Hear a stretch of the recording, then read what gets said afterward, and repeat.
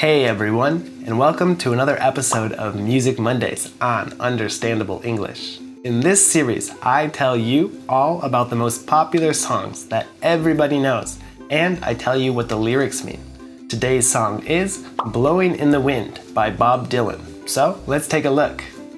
Bob Dylan, born Robert Zimmerman in 1941, is an American folk singer and songwriter, and a cultural icon whose influence spans or reaches generations and genres. Emerging from, or starting from, the folk music scene of the early 1960s, Dylan quickly became known for his poetic lyrics and distinctive voice.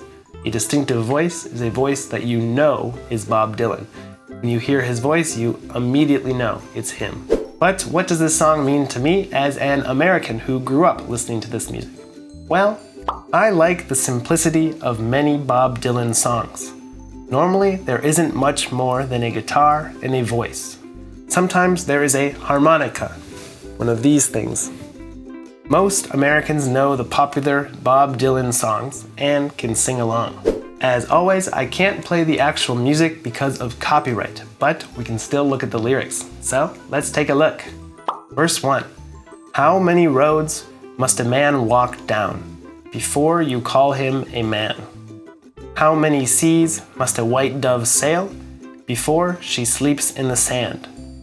Yes, and how many times must the cannonballs fly before they're forever banned? To walk down the road, as we've said, means to walk along the road. We typically use the word down instead of along. A white dove is a type of bird, and this is typically a symbol of peace and forgiveness. So a white dove is a type of bird sailing or flying above the water before she sleeps in the sand. Sand are these brown small rocks that you see on the beach. Cannonballs are the things, the big balls that we shoot from a cannon or a big gun.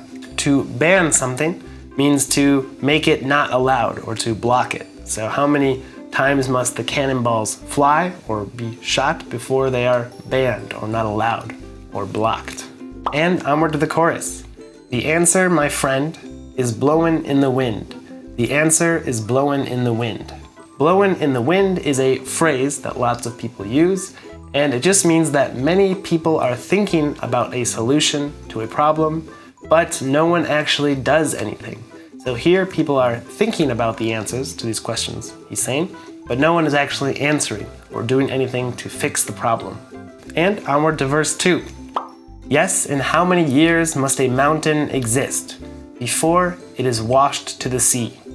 And how many years can some people exist before they're allowed to be free?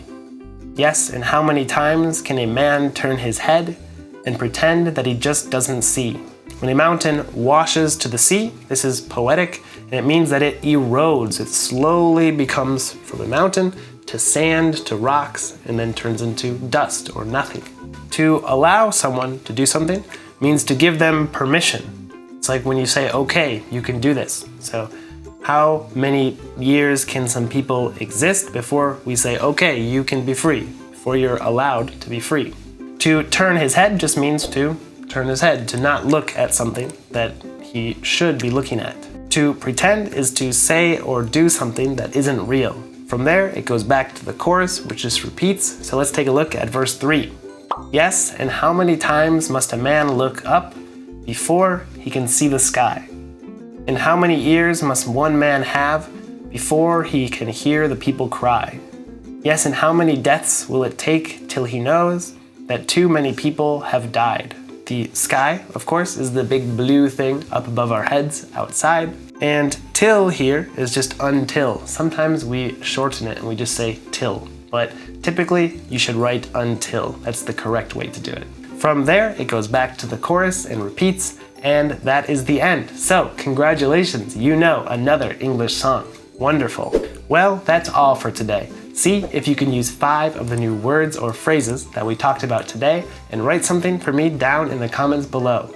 As always, I'll help you fix your mistakes. I recommend you listen to the song on your way to school or work tomorrow to see how much you learned. If you learned something new, Feel free to press like or subscribe, and I'll see you next time on Understandable English. Have a wonderful, wonderful Monday. Toodles!